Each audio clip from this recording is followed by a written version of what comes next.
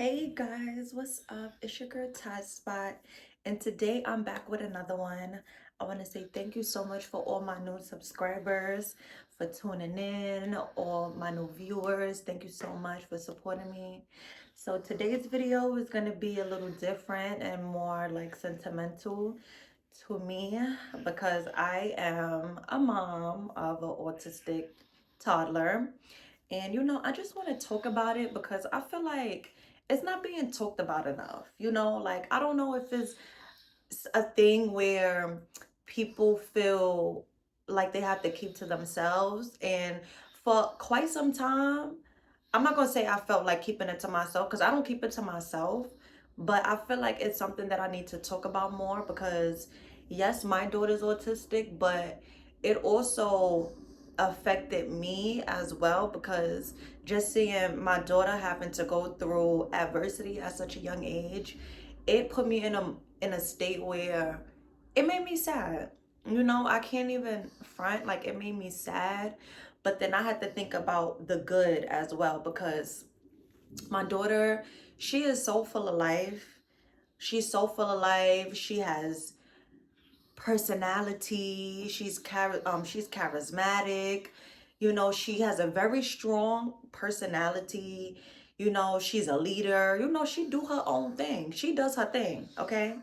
She's 3 years old, and it's just seeing her having to go through adversity such like at a young age, it just makes me really sad. So I'm gonna give you guys a backstory about, my toddler, and um I'm gonna start off with my pregnancy. So my pregnancy wasn't the best pregnancy ever. My pregnancy was very tough. I had this thing called hyperemesis or day sickness. So I was in a hospital up until I was up until I was 6 months. I was on feeding tubes. I couldn't keep anything down. So hyperemesis is just basically like an all-day sickness. So they have me on all these medications to keep my food down, all these things to help me basically not be nauseous every day and to be able to intake things because I'm pregnant. I can't even drink. I can't even keep in water at this point. I couldn't keep in water. I'm already a small girly, y'all. I'm already a small girly. I was already 115 pounds and I lost weight. I was down to 90 pounds when I was pregnant. I was super duper skinny. No, I was down to, I think, like it was horrible. It was horrible. But I kept pushing. I was depressed. I went through a depressive state because I'm in the hospital.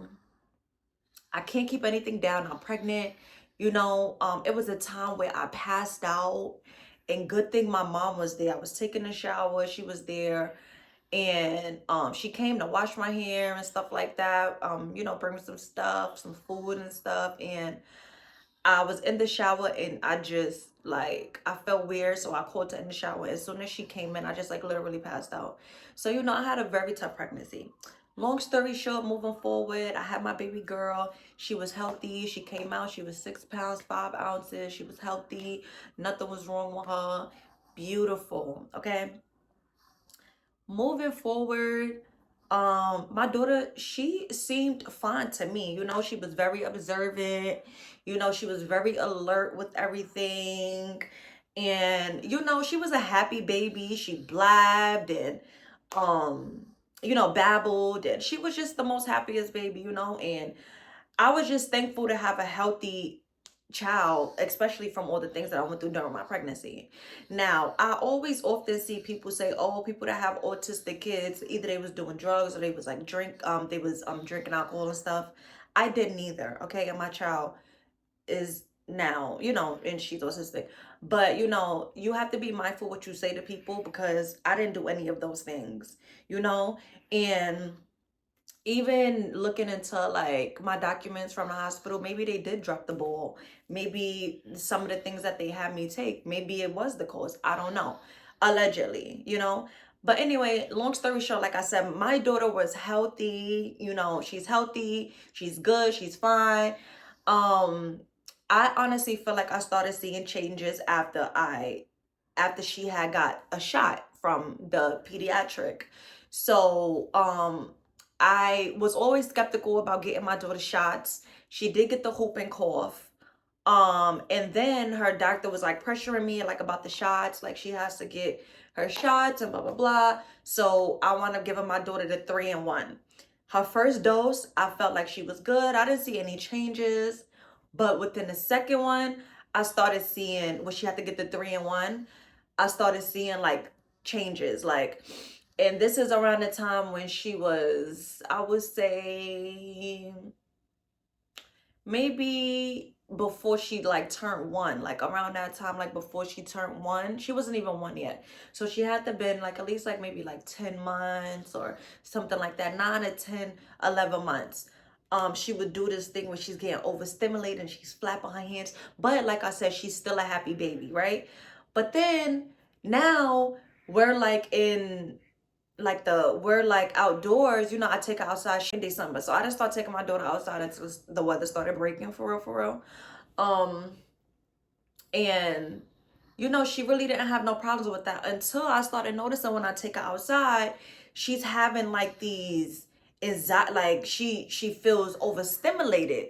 Like, when there's a lot of people, like she's overstimulated, she's crying, she's screaming, and so it started to become, I'm like, all right, yeah, maybe she, like don't really like being around a lot of people. I'm not really thinking of it as nothing. So, but I'm very attentive when it comes to my daughter. I do not play about my child. So all of the little signs, I'm catching on to everything. I'm not oblivious to anything. I'm seeing everything that's going on. So it started from that. So she's crying in public. Like when people be like, hi, like she's like startled, like, like with the extra, like, you have to be real, you have to be real settled when it comes to her. You have to be real settled when it comes to her, right? So, it started with that, and even like her dad noticed, her dad noticed that, so he was real like gentle with her. He was very gentle with her. Like even when we was in public, he would hold her, like he'll like, like when people be like, oh, she's so cute, and he'll be like, thanks, but like, thank you, but like, don't get too close because she don't really like all of that. So it started from that. And then when her getting overstimulated, like when she watches her show, she's like, ah, like, like she was flapping her hands, flapping her hands. And I'm gonna show you guys some videos so that you guys, get a idea of what I was going through, of what she was going through, So I'm gonna give you guys a little clip of, my daughter's journey so that you guys get a feel of what I'm, speaking on.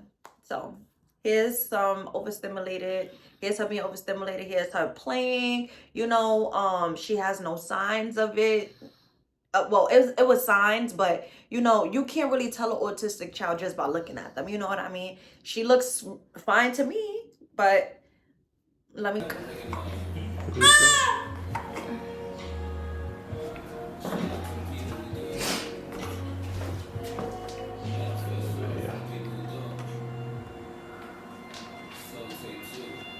Aww.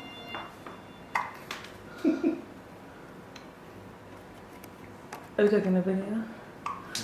Mm-hmm. She got the hiccup. Mommy.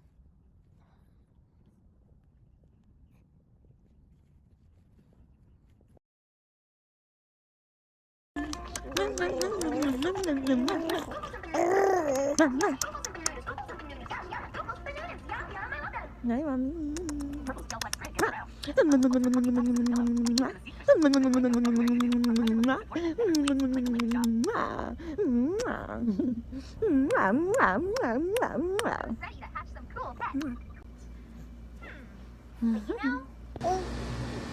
Okay. Well, I'm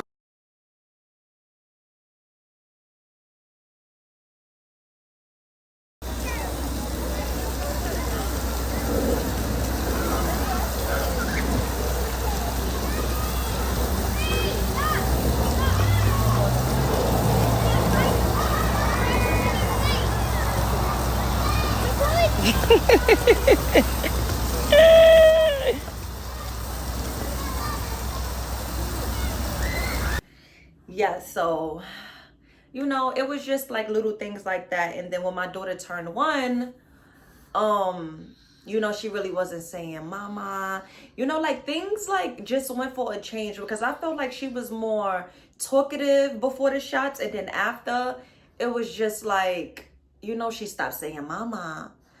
And it was just like, it was just certain things that I was worried about, which I alerted the pediatric, her pediatrician immediately. You know, I never was oblivious to it. I didn't ignore it. You know, I let her know like my concerns, and she had me reach out. She gave me resources and had me reach out to early intervention. So my daughter was in therapy, and early intervention failed my daughter drastically. And I say that because my daughter went through so many therapists. I mean, speech, occupational, ABA, and it was just really heartbreaking to see so much inconsistency, you know. So like I said, we did the early intervention, and you know, I did everything that I needed to do on my end, you know what I mean? And she did the early intervention, and it was just really inconsistent. So long story short, my daughter, she has really good motor skills, you know, like she is nonverbal. She's nonverbal.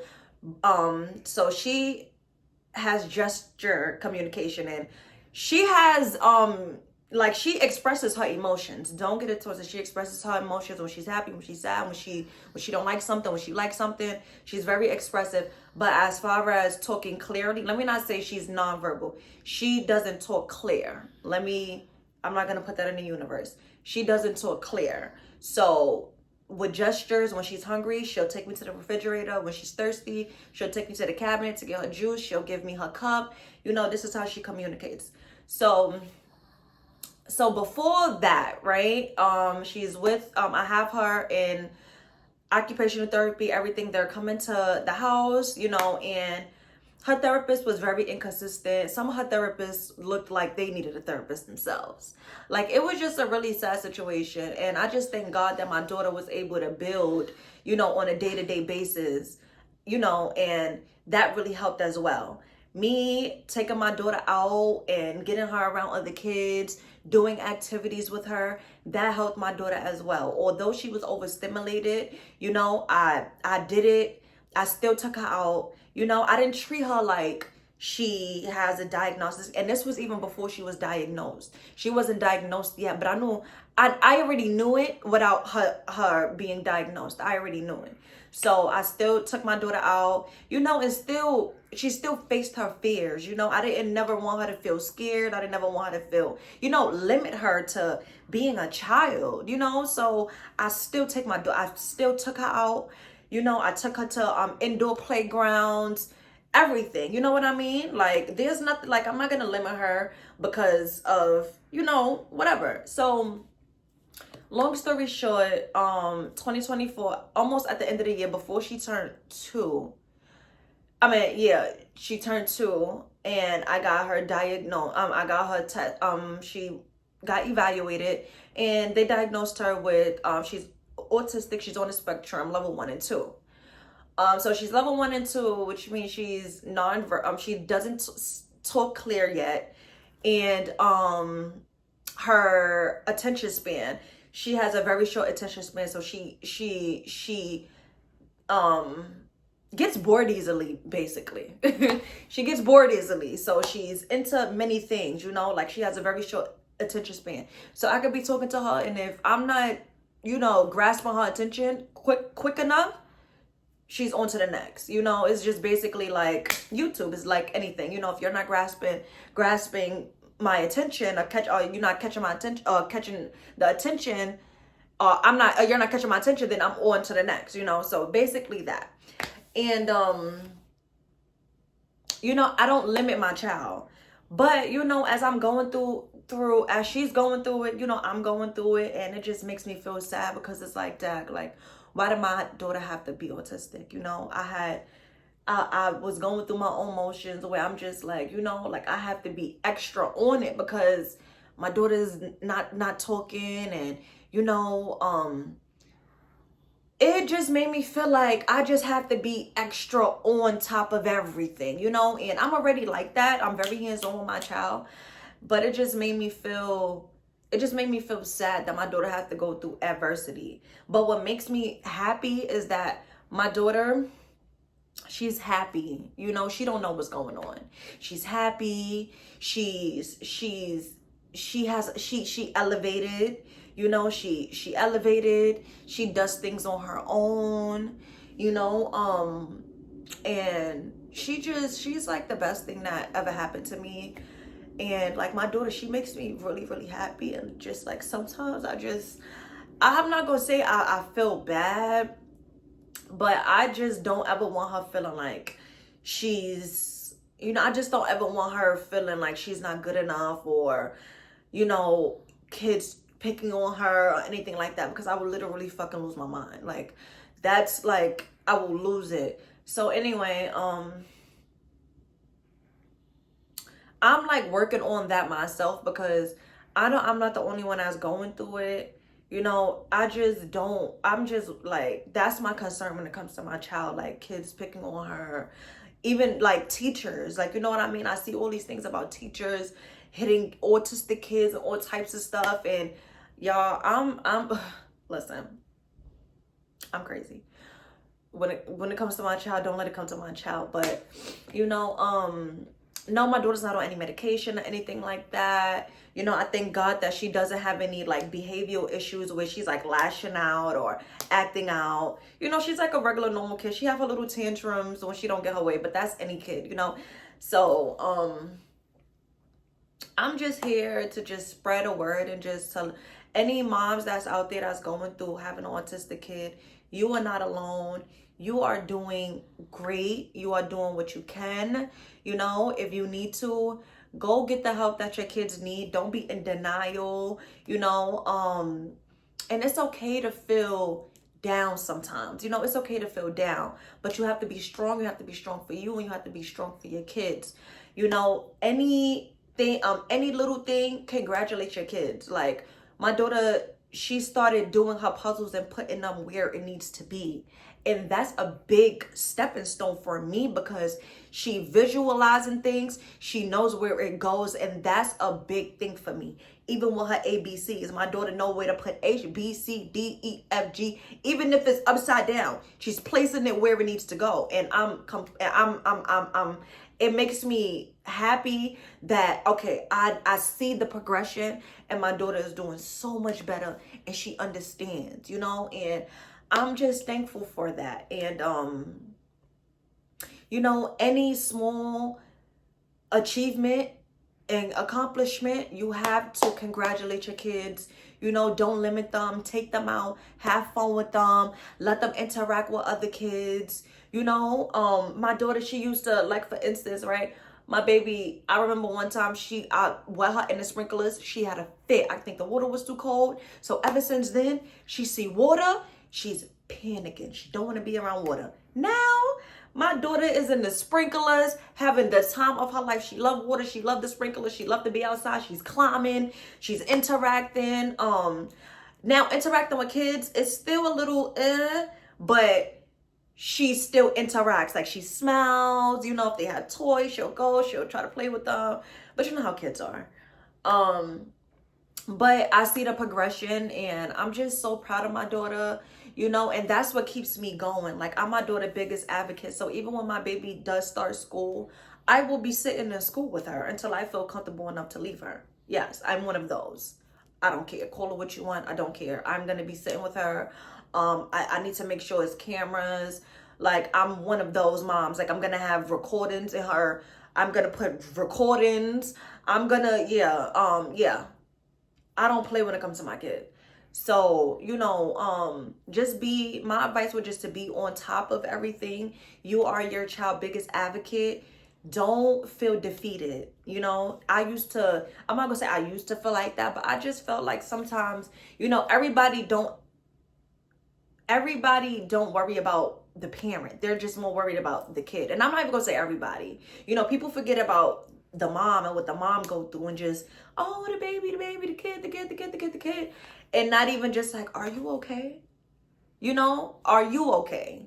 Are you mental? How's your mental? Like, are you mentally okay?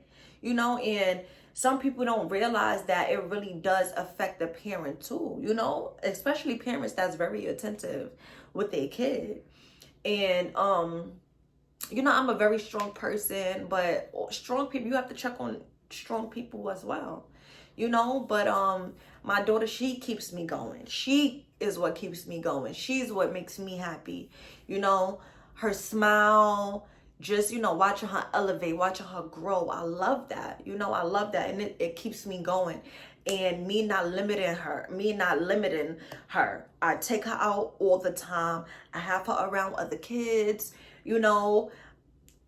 She's, you know, I don't treat her like there's anything wrong with her, because there's not anything wrong with her, you know. She's just a little bit more gentle. You have to be more gentle and more, you know, and just be more attentive when it comes to children like her, you know, because with them, yes, it is a such thing. They get overstimulated in crowded places. Yes, certain things triggers them. Yes, certain things, you know. She's a very picky eater, but even kids that's not autistic, picky eaters, you know what I mean? So you can't sit there and try to limit them to things, you know. And even though my daughter's a picky eater, I still try to have her try things. Shoot, she might like it. So, you know, you just have to, don't treat your kids like there's something wrong with them. Don't treat your kids like they have this crazy disability. You know what I mean? Like, no, they're just like other kids. They're just like other kids, you know. They might not be on the level that they need to be on, but they're gonna get there. You know, be patient with your kids. Be patient with your kids and shower them with love. You know, my daughter is happy and my daughter is loving because I poured that into her. And don't get it twisted, my baby's a little crazy, but she's not crazy like that. You know, she's a hyper baby. Like, she's a hyper kid. She don't like all of that extra stuff. You know, she's a boss. Okay, she's a boss. She's a leader. She does her thing, you know, like, yeah, she does her thing. And don't limit your kids. Don't limit them. Don't limit them. You know, be attentive to them, pour love into them, you know. Don't be mean. Don't be upset with them because they don't understand what you're saying. You know, you have to also, I had to learn her language. You know what I mean? Like, I had to learn her language, and we like this, you know. So I love my baby girl, you know, and I'm just looking forward to seeing like her journey, and when she does finally talk, you know, clear. Um, you know, I'm just really just looking forward to it. So I'm thinking about getting my baby in swimming and getting her in more like curricular activities, because right now she doesn't start school until, she could maybe start a summer program or until the end of the year, because she turned 3 in December. So that was already in the middle of the school year. So right now she's just it's just me on a day-to-day basis, you know. But I am gonna get her in activities, and like I said, I take my daughter out every week. My daughter's always out interacting, you know, doing activities and stuff. So she learns on a day-to-day basis, period, you know. So I don't limit her. I don't keep her in the house. I don't keep her coddled, you know. She does her, you know. But yeah, you know, for any moms out there that's going through what I'm going through, for anybody out there that has resources as well, that lives in New York, that has resources, feel free to comment below. Feel free to, you know, let me know your thoughts and your comments. If you feel, if there's any resources that'll help beauty, you know, put it in the comments. I'm open to every and anything, to be honest with you. Like, if there's any mommy programs or any kids programs, or autistic, non-autistic, you know, because my daughter's around all types of kids. I don't limit her. She's, you know, I don't limit her. Like I said, it's not just, you know, I don't limit her. So I'm open to anything, you know. I'm open to anything that's gonna benefit my child, of course. And, you know, for any mommies out there that's going through what I'm going through, stay strong, stay positive. It's gonna be okay. You are your worst critic, and it's gonna be okay. You're doing a great job. You know, pour love into yourself, pour love into your kid, and everything will be okay. The number one thing is to pour love into your kid and take it easy. Take it easy with you, take it easy with them, and everything will be okay, you know. I want to say thank you everyone for watching this video. To whoever this resonate with, you know, this topic was really sensitive for me. But I just felt like, you know, I wanted to talk about it because I don't talk about it often. And you know, I just hope that, you know, my daughter continue to elevate, and just know that I love her, and I just want the best for her. So yeah, you know, hopefully one day she'll see it and she'll be like, my, like, you know, we could talk about it, have a regular conversation and just talk about it, and just like, you know. So I can't wait for that. But thank you so much everyone for watching my video. I hope everyone have a blessed day. If there's any resources that you guys have, feel free to comment below. Thank you so much everyone. Mwah. All my autistic moms, stay strong. I love you guys. Mwah. Like, comment, and subscribe. Thank y'all. And I'm not sad. I'm not sad. I'm like happy, and like just get it out. I'm just getting it out. So don't feel bad for me, y'all. I'm okay. Trust me, I'm okay. Yeah, bye.